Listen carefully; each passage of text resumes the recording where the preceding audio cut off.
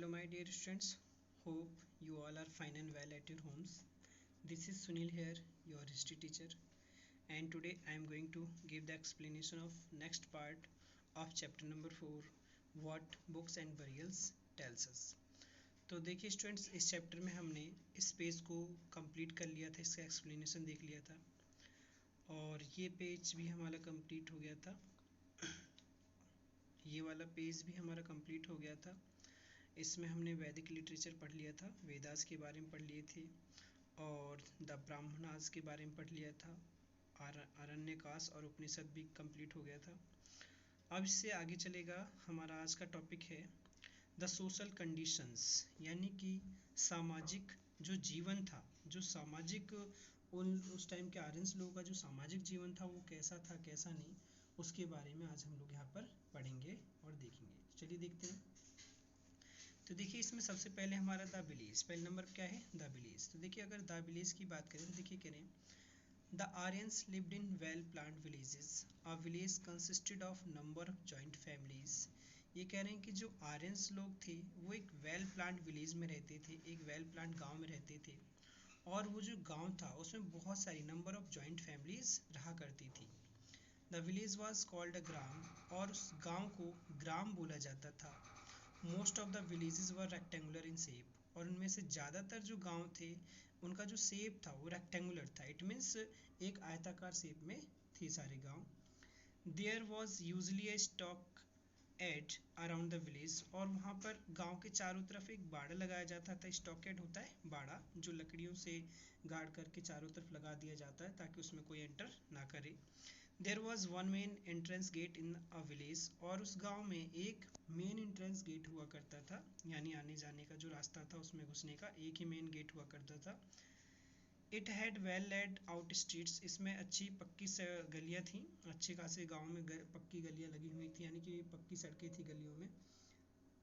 The houses were constructed in a systematic way, और जो घर थे एक बहुत ही सिस्टमेटिक वे में यानी व्यवस्थित तरीके से बनाए हुए गए थे। These houses were made of would, bamboo, straw and reads, और ये जो घर थे सारे के सारे किससे, बैम्बू से, लकड़ियों से, यानी लकड़ी से, बांस से, स्ट्रॉ घास फूस, स्ट्रॉ एंड रीड्स का मतलब घास फूस से मिल करके लगा करके बनाए जाते थे। These were in fact thatched huts tied together by ropes, bars and pegs, और इसके अलावा ये जो थे, इसके अलावा thatched huts का मतलब है घास फूस वाली झोपड़ी। इससे इनमें ये सब भी हुआ करता था, फूस से बनी हुई झोपड़ी, और इनको रस्सियों से, बार से, सलाखों से और पैक्स खूंटों से बांध बांध करके बनाया जाता था। The king interfered very little in a village life, और जो राजा लोग थे वो गाँव के जीवन में बहुत ही कम इंटरफेयर किया करते थे। Every village had what we today call local self government और समथिंग सिमिलर टू इट। हर गांव में, जिसको कि आज की डेट में हम लोग बोलते हैं लोकल सेल्फ गवर्नमेंट, यानी लोकल सेल्फ गवर्नमेंट हुआ करती थी, या फिर इससे रिलेटेड इसके समान कोई और चीज़। Group of village was called the vis, और जो गांव का जो समूह था, ग्रुप ऑफ विलेज था, उसको हम विस कहा करते थे, द विस कहलाता था। The village community was made up of families, और जो विलेज कम्युनिटी यानी जो गांव की जो कम्युनिटी थी वो मिल करके वो जो गांव की कम्युनिटी थी वो किससे मिल करके बनी हुई होती थी, फैमिलीज से, यानी कि लोगों के जो परिवार थे उससे मिल करके गाँव की कम्युनिटी बनती थी। The Aryans attached great importance to family as a unit in social organisation, जो आर्यंस लोग थे उन्होंने काफ़ी ज़्यादा इम्पोर्टेंस दी इस फैमिली को, ताकि एक यूनिट के तौर पे एक सामाजिक संस्था का निर्माण हो सके, यानी कि एक सामाजिक ऑर्गेनाइजेशन, सोशल ऑर्गेनाइजेशन बनाने के लिए उन्होंने इन फैमिलीज़ को क्या दिया, काफ़ी इंपॉर्टेंस दिया, ताकि अटैच्ड होकर के एक सोशल ऑर्गेनाइजेशन बनाए। देखिए नेक्स्ट हमारा second, the family and status of women, यानी कि परिवार और उस समय के जो परिवार थे, जो फैमिली थी वो कैसी थी, और उसमें जो औरतों का जो स्टेटस था, जो दर्जा था वो कैसा था कैसा नहीं, ये देखते हैं। तो देखिए कह रहे हैं the family was the primary unit of society, जो फैमिली थी, जो परिवार था, वो उस सोसाइटी का, समाज का एक प्राइमरी यूनिट था, यानी प्राथमिक संघ था। There was the joint family system, उस टाइम पे जॉइंट फैमिली सिस्टम था। Often three generations lived together, the father, the grandfather and the grandchildren, और 3 जनरेशन उस टाइम पर एक साथ रहा करती थी, जिसमें फादर यानी कि फादर होते थे, द ग्रैंड फादर दादाजी होते थे, एंड द ग्रैंड चिल्ड्रन और बच्चे हुआ करते थे। तो 3 फैमिली एक साथ रहती थी। The eldest male member was the head of the family, और जो उस फैमिली का जो सबसे बड़ा व्यक्ति हुआ करता था वो क्या कहलाता था? उस फैमिली का हेड, यानी कि हेड ऑफ द फैमिली होता था वो।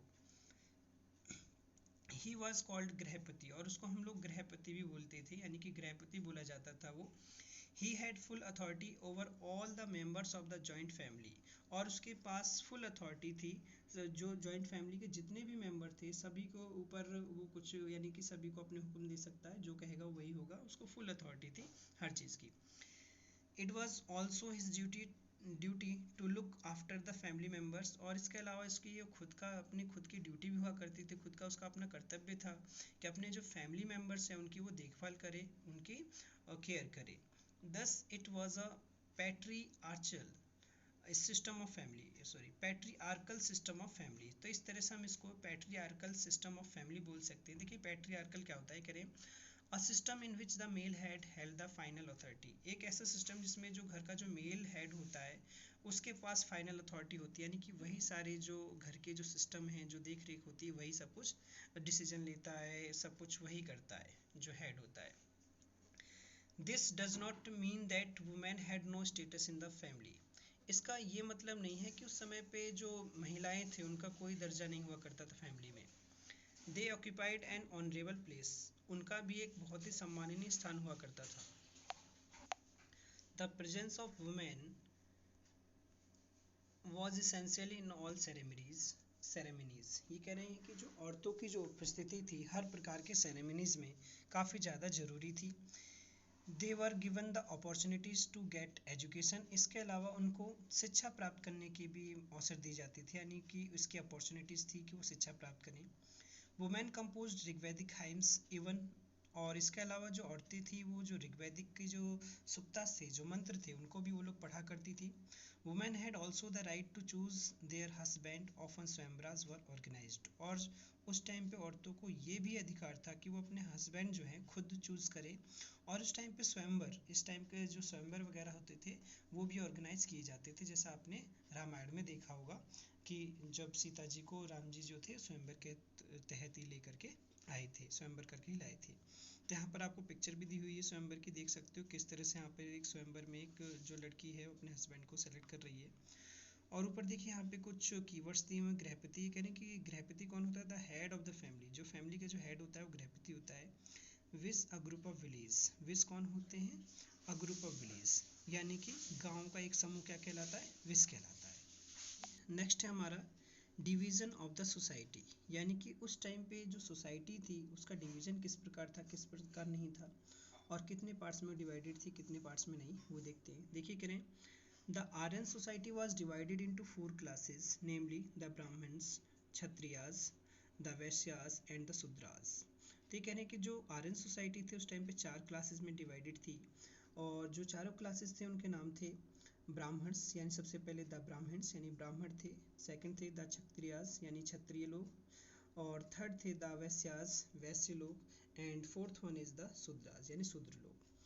These were in fact occupational group of people, ये जो थे उस टाइम पे एक तरह से ऑक्यूपेशनल ग्रुप थे, यानी कि पेशेवर ग्रुप थे, इनके सबके अपने अलग अलग काम थे। The occupation of these classes were as under, और इनके जो ऑक्यूपेशन थे वो नीचे दिए गए हैं, बताया गया। देखिए फर्स्ट क्या है, फर्स्ट ये है द ब्राह्मण्स, यानी जो ब्राह्मण लोग थे उनके क्या काम थे। देखिए the Brahmins learn the Vedas and perform religious ceremonies and taught the people, जो ब्राह्मण लोग थे उनका ये काम था कि वो वेदास वगैरह जो वेद पुराण थे उनको वो लोग पढ़ा करते थे, सिखाया करते थे, और जितने भी रिलीजियस सेरेमनी थी, जितने भी धार्मिक जो चीज़ें होती थी वो सब वही लोग किया करते थे, और इसके अलावा लोगों को पढ़ाने का काम भी इन्हीं का था। नेक्स्ट हमारा द क्षत्रियास यानी द क्षत्रिय, क्षत्रिय की बात कर लेते हैं। देखिए क्षत्रिय लोग कौन थे?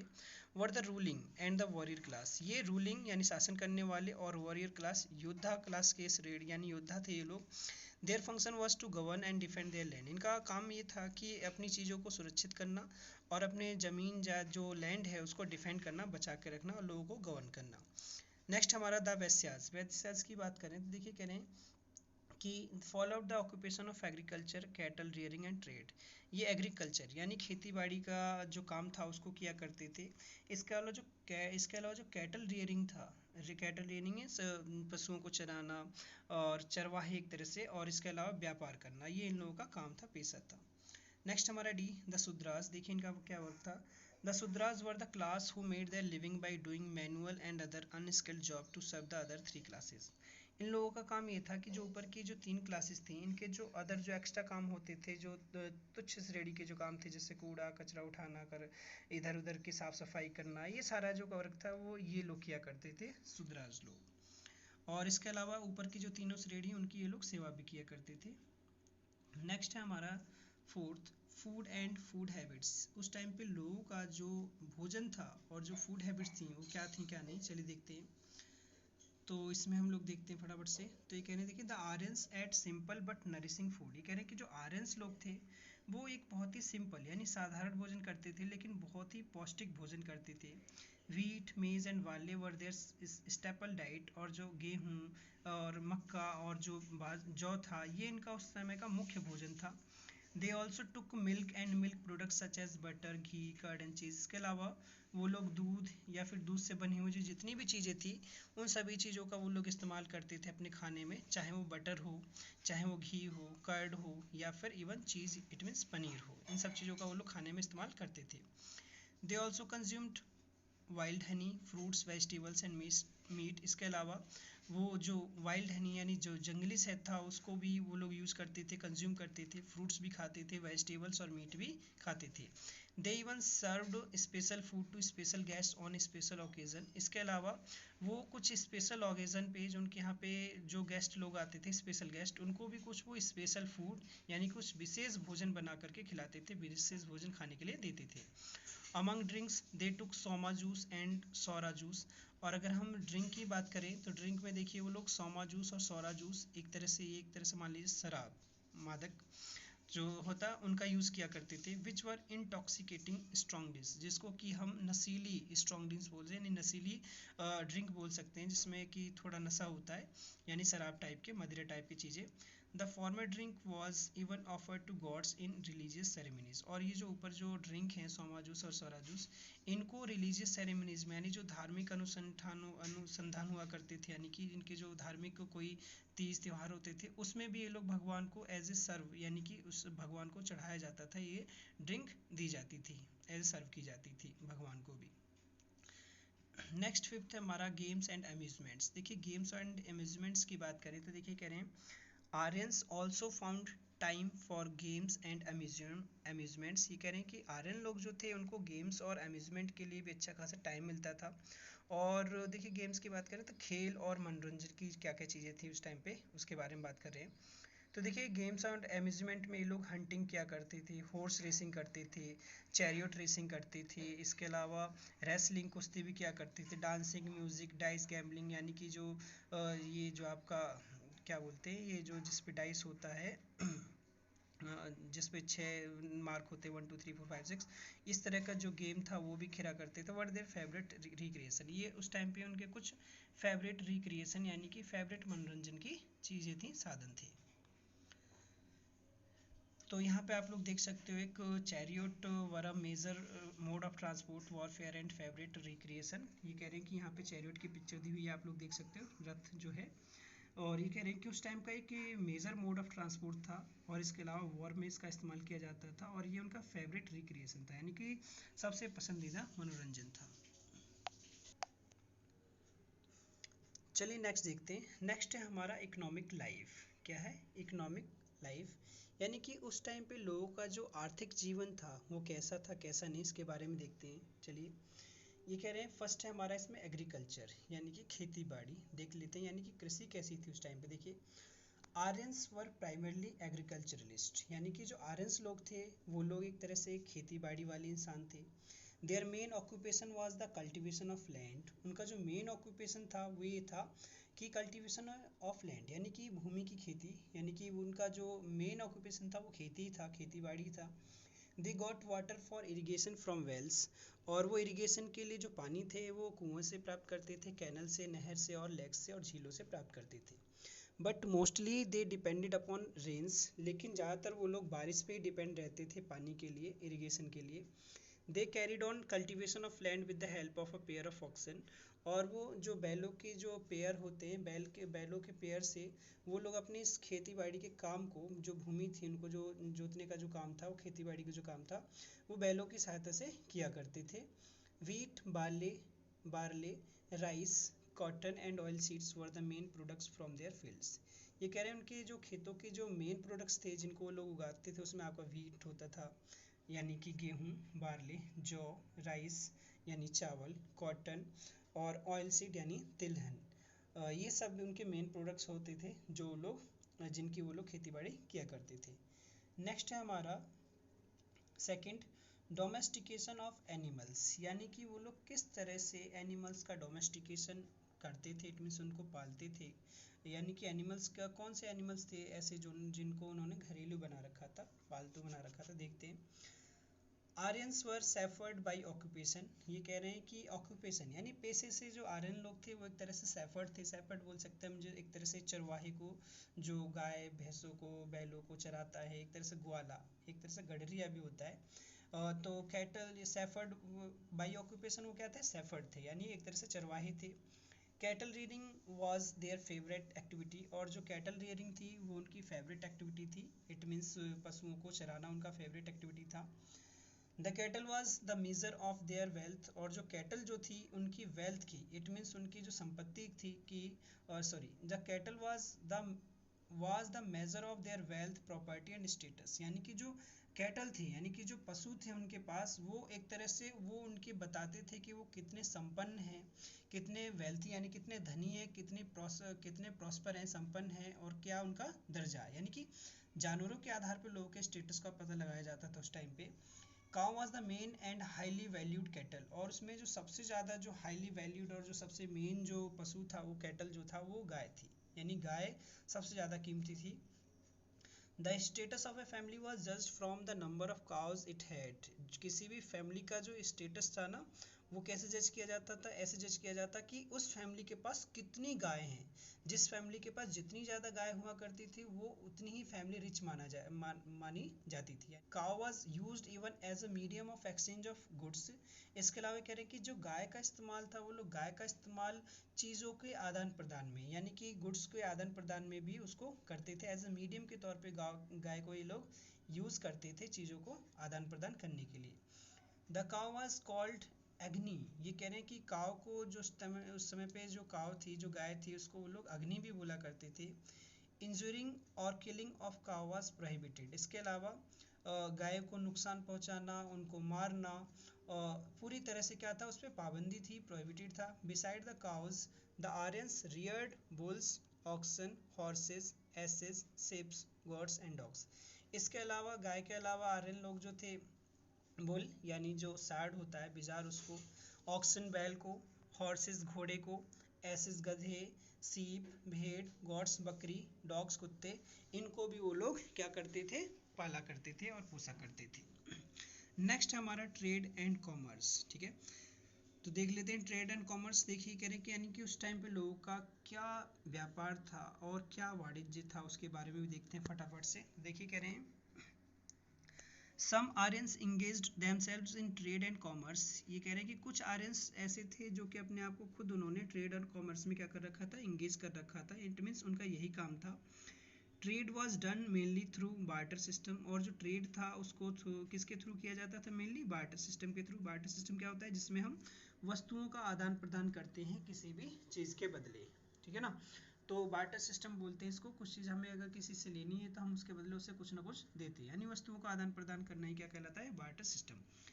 The value of a thing was measured in terms of the cows, और किसी भी चीज़ की जो वैल्यू थी वो मेज़र की जाती थी, किस में मेज़र की जाती थी, in terms of the cows, यानी गाय की कीमत पे, यानी कि गाय के आधार पर मेजर की जाती थी किसी भी चीज़ की कीमत।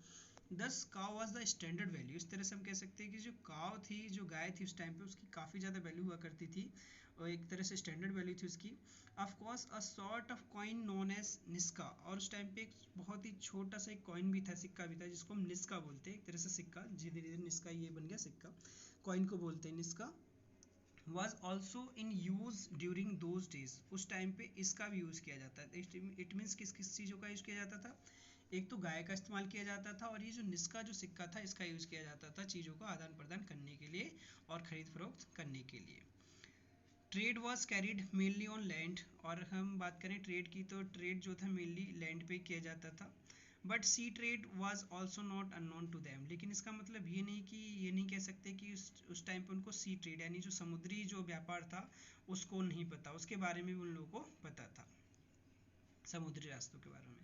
तो देखिए यहाँ पे एक की टर्म दिया हुआ है निस्का, निस्का और बार्टर सिस्टम की डिफाइन दे रखी है, तो जल्दी फटाफट से चलिए देख लेते हैं इसको। ये कह रहे हैं कि nishka a type of coin in use during the Rigvedic period, ये कह रहे हैं कि एक प्रकार का सिक्का जो कि ऋग्वैदिक पीरियड में यूज़ किया जाता था, जिसका इस्तेमाल किया जाता था। नेक्स्ट हमारा बार्टर सिस्टम। बार्टर सिस्टम में कह रहे हैं the act of trading goods and services between two or more parties without the use of money, ये कह रहे हैं बिना पैसों के इस्तेमाल के दो दो पार्टीज के बीच में जो भी व्यापार होता था, जो भी ट्रेड हुआ था गुड्स एंड सर्विसेज का, यानी कि जो चीज़ों की अदला बदली होती थी उसी को हम क्या बोलते हैं, बार्टर सिस्टम। इसमें पैसों का इस्तेमाल नहीं होता था, इसमें वस्तु के बदले वस्तु दी जाती थी, यानी चीज़ों के बदले चीज़ दे करके एक दूसरे से हम आदान प्रदान करके ही अपनी चीज़ों अपनी ज़रूरतों को पूरा करते थे। ठीक है, जैसे मेरे पास चावल है और आपके पास गेहूं है, और मुझे गेहूं चाहिए, आपको चावल चाहिए, तो मैं आपको थोड़ा सा चावल 1 किलो चावल दूंगा और आप मुझे 1 किलो गेहूं दे देंगे। तो इससे हम दोनों की नीड्स क्या हो जाएंगी, कंप्लीट हो जाएंगी। तो इसी को बार्टर सिस्टम हम लोग बोल सकते हैं।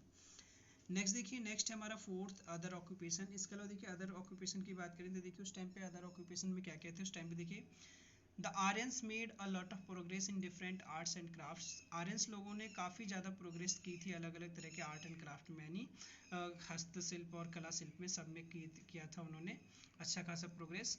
सो the Rigveda mentions about the potters. इस तरह से हम कह सकते हैं ऋग्वेदा में हमें कौन कौन चीज़ें देखने को मिलती हैं, कौन कौन से ऑक्यूपेशन। देखिए पॉटर्स, पॉटर्स यानी कि जो मिट्टी से जो चीज़ें बनाते हैं उनको पॉटर्स बोलते हैं।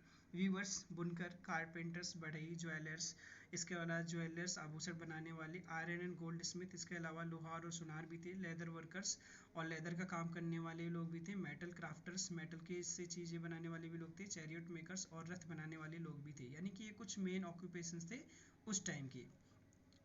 These were the other occupation of the Aryans. ये कुछ आर्यंस के और भी ये कुछ अदर ऑक्यूपेशन थे जो कि वो लोग कैटल रेयरिंग के अलावा करते थे, कैटल रेयरिंग और एग्रीकल्चर के अलावा करते थे।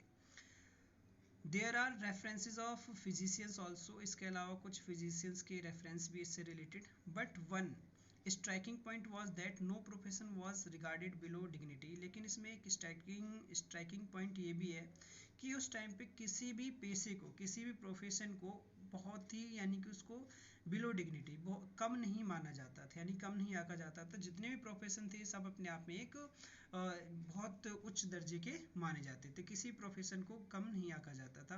People were free to choose their occupation and profession and change it. और लोग जो थे इस बात के लिए पूरी तरह से फ्री थे कि वो अपने ऑक्यूपेशन को, अपने प्रोफेशन को और पेशे को वो जब चाहें जब उसको चेंज भी कर सकते हैं, और किसी भी प्रोफेशन को लोग चुन सकते हैं और चेंज कर सकते हैं। ठीक है, नेक्स्ट देखिए यहाँ पर हमारा एक फैक्ट फाइल दिया हुआ, फटाफट से इसको देख लेते हैं। The occupation in the earlier वैदिक पीरियड वाज नॉट हेरिडिटरी। ये कह रहे हैं कि जो ऑक्यूपेशन था जो अर्लियर वैदिक पीरियड में, वो कोई हेरिडिटरी नहीं था। इट मीन्स ऐसा नहीं था कि किसी कोई एक ही बंदा जो है शुरू से उसके जो पीढ़ी है उस काम को करती चली आ रही तो वही करेगा उस काम को, ऐसा कुछ नहीं था, उसको कोई भी कर सकता है। With in one family all varnas could be found. एक ही फैमिली में चारों तरह के वर्ण पाए जाते थे, ब्राह्मण क्षत्रिय शूद्र सब एक ही फैमिली में उस टाइम पे पाए जाते थे। But later on the occupation became hereditary. लेकिन फिर बाद में जैसे जैसे हम आगे बढ़ते चले गए तो उनके ऑक्यूपेशन के आधार पर, उनके पेशे के आधार पर, और ये जो हेरिडिटरी थी फिर ये ऑक्यूपेशन अलग अलग बनता गया कि ब्राह्मण ही करेंगे, क्षत्रिय करेंगे, ये करेंगे, सब धीरे धीरे बनते चले गए और बढ़ते चले गए। The people associated with the same occupation came to be known as jatis. जो फिर पीपल जो थे, लोग जो थे किसी भी चीज़ से जो एसोसिएटेड थे उस टाइम पे किसी भी ऑक्यूपेशन से, फिर ये जाति के आधार पर धीरे धीरे बट गए, जातियाँ बट गई। तो देखिए यहाँ पे एक क्वेश्चन दिया हुआ, क्वेश्चन टाइम है ओरल, एक तरह से आप लोग को इसको फाइंड आउट करना है, सर्च करना है। और आप लोग इसको फाइंड आउट करके सर्च करके इसका आंसर लिखेंगे। जैसे what was the original home of the Aryans, Aryans का ओरिजिनल होम क्या था क्या नहीं, इसके ऊपर आप लोग सर्च करेंगे और लिखेंगे। ठीक है, ये आपका होमवर्क रहेगा। नेक्स्ट है हमारा रिलीजियस बिलीव्स एंड प्रैक्टिसेस। तो देखते हैं उस टाइम पे धार्मिक जो चीज़ें थी, धार्मिक उनके विश्वास क्या थे, क्या क्या प्रैक्टिसेस करते थे, यानी कि क्या क्या करते थे धार्मिक चीज़ों में। तो देखिए कह रहे हैं आर्यंस व रिलीजियस पीपल, आर्यंस लोग जो थे एक रिलीजियस पीपल थे, यानी कि धार्मिक लोग थे वो लोग। They worshipped many gods but believe that ultimately there was one god, वो बहुत सारे भगवान में विश्वास रखते थे, लेकिन वो ये भी मानते थे कि केवल एक ही भगवान है, एक ही ईश्वर है। Actually they saw many in one and one in many, actually क्योंकि ऐसा इसलिए था कि वो बहुत सारों को एक में और एक में बहुत सारों को देखते थे। The Aryans offered all worships in the open, जो आर्यंस लोग थे जितने भी वो लोग पूजा पाठ करते थे वो लोग सब कुछ खुले में करते थे। दे मेड नो टेम्पल्स, कोई उस टाइम पे उन्होंने कोई मंदिर नहीं बनाया था, श्राइन्स कोई धाम नहीं बनाया था, ना ही किसी चीज़ को आइडल्स बना रखा था इस पर्पज़ के लिए कि हाँ ये सब चीज़ें हम यहाँ पे करेंगे। Prayers were offered in the form of यजना, और यजना के फॉर्म में प्रार्थनाएं की जाती थी, एक तरह से यज्ञ वगैरह किए जाते थे। बोथ इंडिविजुअली एंड कलेक्टिवली, यानी कि इंडिविजुअली यानी कि एक के तौर पे भी और एक साथ संघ में भी, समूह में भी मिलके ये यजना वगैरह किए जाते थे जो आपके यज्ञ वगैरह है। Often the priest of the और द ब्राह्मण help them in performing the यजना, और अक्सर जो प्रीस्ट लोग हुआ करते थे, जो पुजारी लोग हुआ करते थे या फिर ब्राह्मण लोग हेल्प किया करते थे इन यजनाओं को, यानी यजना जो थे यज्ञ वगैरह कराने में ये लोग हेल्प करते थे। He was given a parting gift और dakshina after the yajna was perform, और जब यजना हो जाता था पूरा कंप्लीट हो जाता था तो उसके बाद इन लोगों को दक्षिणा दी जाती थी, एक तरह से इनको कुछ ना कुछ दिया जाता था उसके बदले। The Aryans were attracted to nature which they saw around them, और जो आर्यंस लोग थे उस नेचर से भी बहुत ज़्यादा अट्रैक्टिव थे जिसको लोग अपने चारों तरफ देखते थे।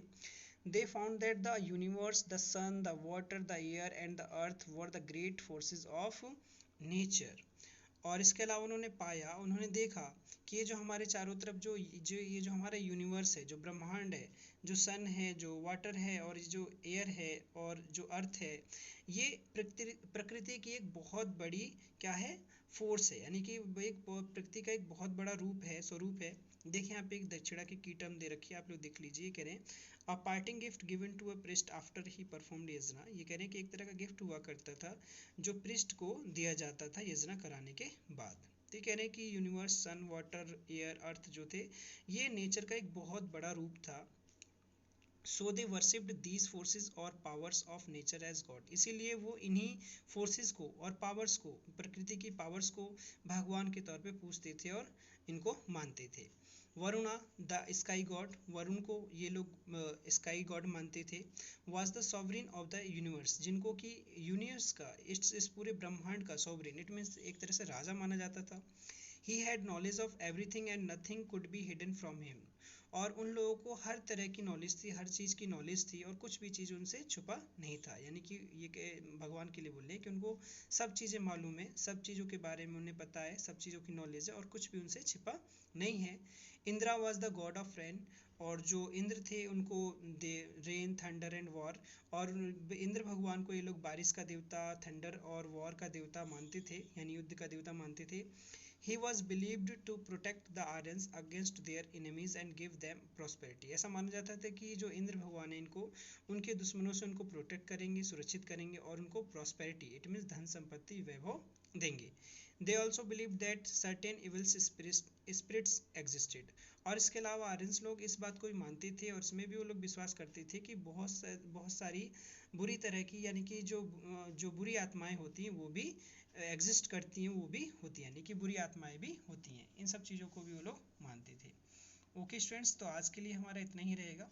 इससे आगे का जो एक्सप्लेनेशन है वो नेक्स्ट वीडियो में देखेंगे हम, क्योंकि यही वीडियो हमारी काफ़ी लेंदी हो गई है। तो नेक्स्ट जो पार्ट होगा, इसका आगे का जो भी पार्ट होगा हम उसको अगले अपने वीडियो लेक्चर में कंप्लीट करेंगे। ओके स्टूडेंट्स, तो इस तरह से आज के लिए हमारा इतना ही है, मिलते हैं नेक्स्ट वीडियो में, तब तक के लिए bye bye, see you, take care.